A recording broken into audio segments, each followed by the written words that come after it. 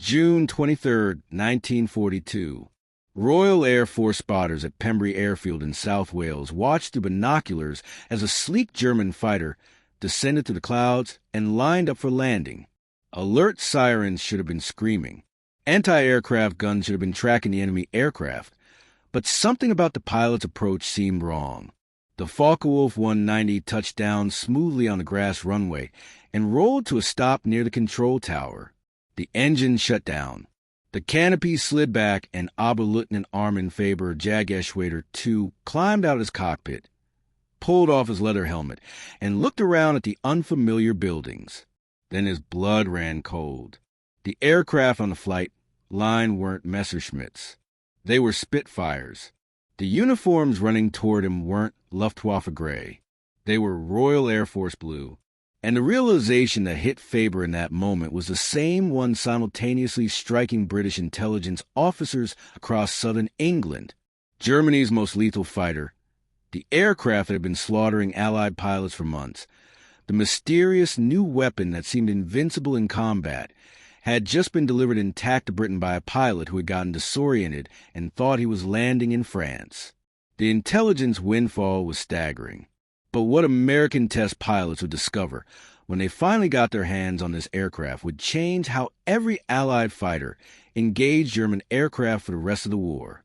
For 8 months, the Focke-Wulf 190 had been a nightmare haunting Allied pilots across the Channel. It had first appeared in combat over France in September 1941, and from its very first engagement, pilots knew they were facing something extraordinary. Royal Air Force Squadron leader J. Johnson, who would become Britain's top scoring ace, encountered the FW-190 in early 1942 and barely survived. It was faster than our Spitfire Mark Vs in level flight, and in the dive, he would write, it could outroll us. Its firepower was devastating. For the first time in the war, our fighters were comprehensively outclassed. The statistics backed up the terror. In the first 6 months of 1942, RAF fighter losses over France climbed dramatically. Experienced pilots who had survived the Battle of Britain were being shot down by an aircraft they couldn't match. The FW-190 could dive away from pursuing Spitfires, outroll them in turning combat, and destroy them with cannons that fired 20mm explosive shells. American pilots arriving in Britain with their P-47 Thunderbolts heard the warnings immediately. Don't engage the 190 in turning combat. Don't try to outroll it. Don't get into a dive competition. The list of what not to do was long. The list of what would work was terrifyingly short. Intelligence desperately needed answers. What made this aircraft so effective? What were its limitations? How could Allied fighters counter it? But getting those answers required examining an actual FW-190, and every example shot down over Britain had been too damaged to reveal its secrets. Then Armin Faber made his catastrophic mistake. Oberleutnant Armin Faber was not a novice pilot. At 21 years old, he had already scored multiple victories and was considered a skilled member of WW2, the elite Richthofen fighter wing. On June 23, 1942, he was flying as part of a fighter sweep over the English Channel, providing top cover for German bombers attacking coastal targets. The mission had gone smoothly until the return flight. Somewhere over the Channel during aggressive maneuvering while engaging British fighters, Faber became disoriented. Cloud cover obscured the coastline. The sun's position gave him false directional cues. And when he broke through the clouds and saw a green countryside with an airfield below, his mind made a simple but catastrophic assumption. He thought he was over France looking at a Luftwaffe base. He was actually over Wales looking at RAF Pembrey. The mistake seems impossible in hindsight, but combat disorientation was more common than militaries admitted. Pilots flying at high speeds through clouds, pulling high-G maneuvers that affected blood flow to brain, sometimes lost their sense of direction. Faber had done a 180-degree turn during the dogfight and simply didn't realize it. When he landed and saw the Spitfires, Faber attempted to restart his engine and take off again, but RAF personnel were already surrounding the aircraft. Within minutes, he was in custody, and British intelligence officers were examining the pristine Focke-Wulf 190A sitting on their runway. The immediate reaction at RAF headquarters bordered on euphoria. Air Chief Marshal Sholto Douglas, commanding RAF Fighter Command, immediately ordered the aircraft transported to the Royal Aircraft Establishment at Farnborough for testing. Every aspect of the machine was to be documented, measured, and analyzed. Within 48 hours, the FW-190 was at Farnborough being inspected by Britain's top aviation engineers. What they found explained everything Allied pilots had been experiencing in combat. The aircraft was a masterpiece of practical engineering. While the Spitfire represented elegant aerodynamic design, the FW-190 embodied brutal functionality. Its BMW-801 radial engine produced 1,700 horsepower, compared to the Spitfire Mark V's 1,470. But raw power wasn't the whole story. The FW-190's most devastating advantage was its roll rate. The aircraft could snap from one bank to the other faster than any Allied fighter.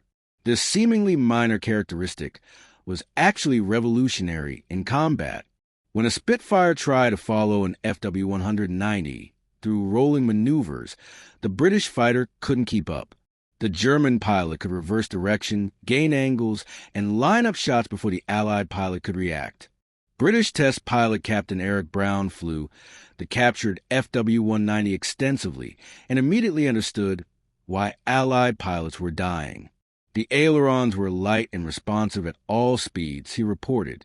You could throw this aircraft around the sky with almost no effort. The Spitfire required muscle and finesse. The FW-190 responded to thought.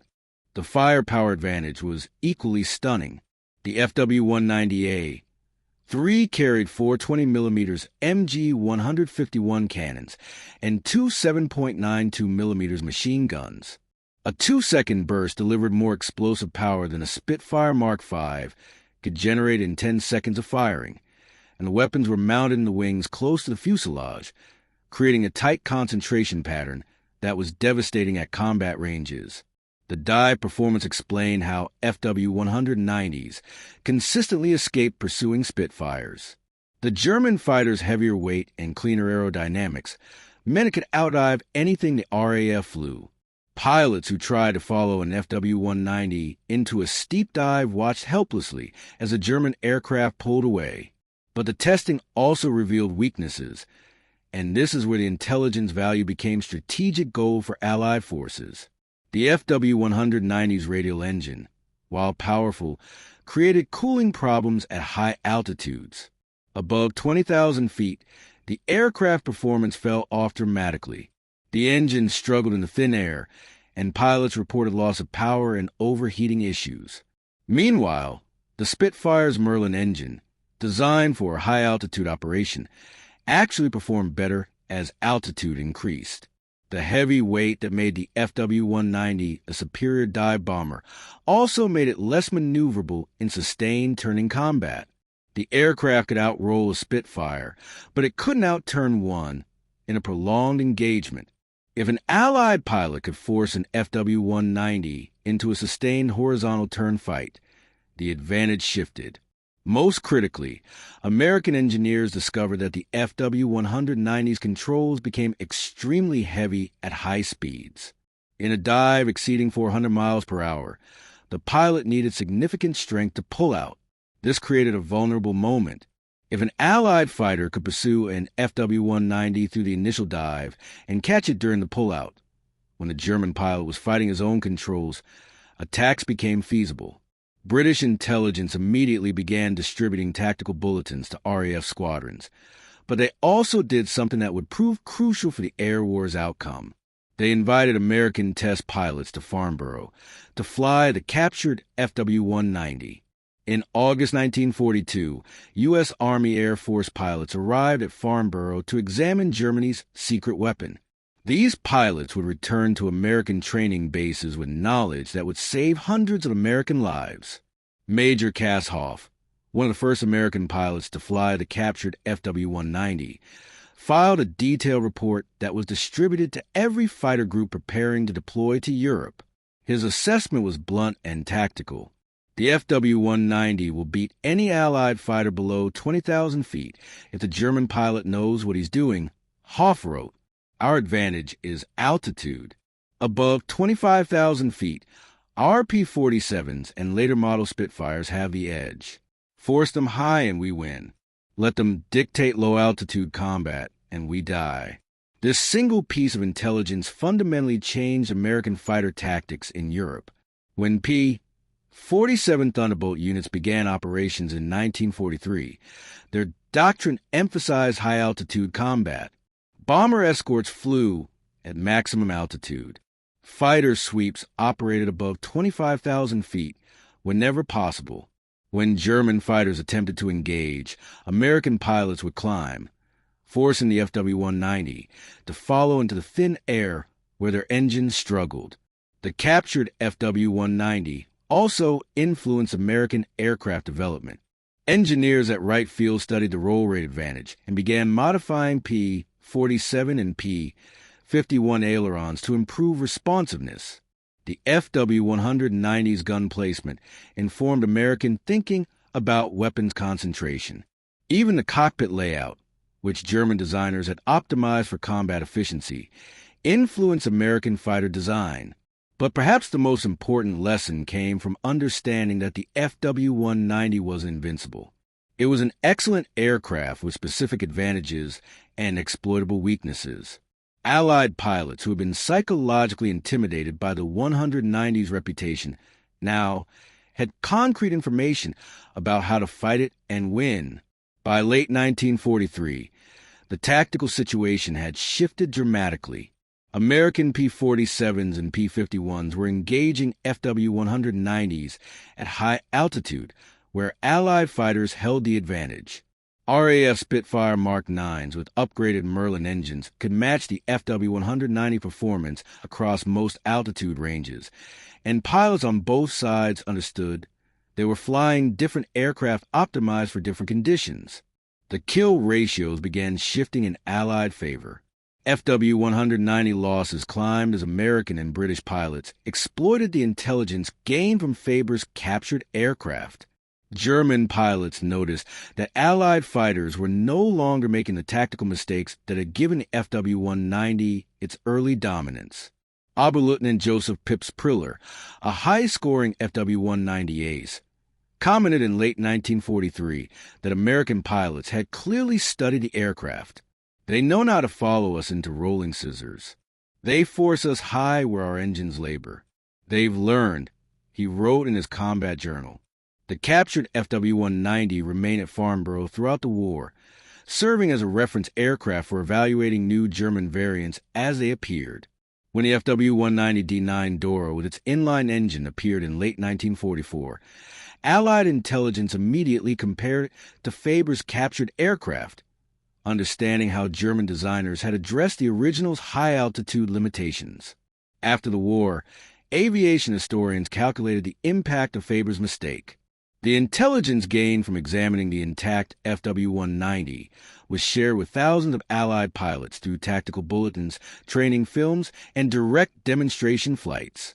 The knowledge influenced aircraft development, tactical doctrine, and operational planning across multiple air forces. Captain Eric Brown, who flew more captured enemy aircraft than any Allied pilot, would later write that Faber's navigation error gave us the Rosetta Stone for understanding German fighter design. Every tactical advantage the FW-190 possessed was documented, and every weakness was exploited. That single aircraft probably saved more Allied lives than any intelligence coup of the war. The irony was not lost on German intelligence when they learned what had happened. One Luftwaffe officer commented that we spent months trying to capture a Spitfire Mark 9 intact so we could study its improvements. The British didn't have to try. We delivered our best fighter directly to them. Armin Faber spent the remainder of the war in a prisoner of war camp in Canada. He survived the war and returned to Germany, where he lived until 1976. Luftwaffe records suggest he was initially blamed for the loss of the aircraft, but later assessment acknowledged that combat disorientation could happen to any pilot. The real question was why German intelligence had assumed the British would never get their hands on an intact FW-190. The story of Faber's captured fighter teaches a crucial lesson about the nature of technological advantage in warfare. Germany's Focke-Wulf 190 represented a quantum leap in fighter design when it appeared in 1941. For nearly a year, it dominated Allied aircraft through superior performance and innovative engineering. But that advantage evaporated the moment Allied engineers could examine the actual machine. No aircraft is invincible. Every design involves compromises and trade-offs. The FW-190's low-altitude dominance came at the cost of high-altitude performance. Its excellent roll rate came with heavy high-speed controls. Its powerful armament added weight that reduced maneuverability. Once Allied pilots understood these trade-offs, they could exploit them. Today, the FW-190 is remembered as one of World War II's great fighter designs. Aviation museums display surviving examples as masterpieces of German engineering. But the aircraft's reputation is inseparable from the intelligence coup that revealed its secrets. In the complex calculus of wartime advantage, one pilot's momentary disorientation over the English Channel turned Germany's secret weapon into an open book. The FW-190 that Armin Faber accidentally delivered to Britain became the aircraft that taught the Allies how to win. The lesson echoes through military history. Superior technology matters. Superior intelligence matters more.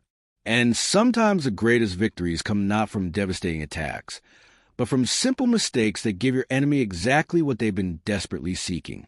The Focke-Wulf 190 could have remained a mystery, an invincible opponent that continued slaughtering Allied pilots through psychological advantage as much as technical superiority.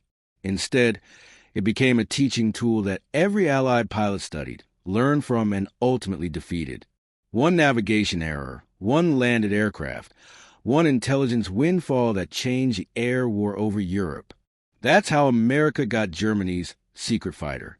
And that's how a single mistake shifted the balance of power in the skies.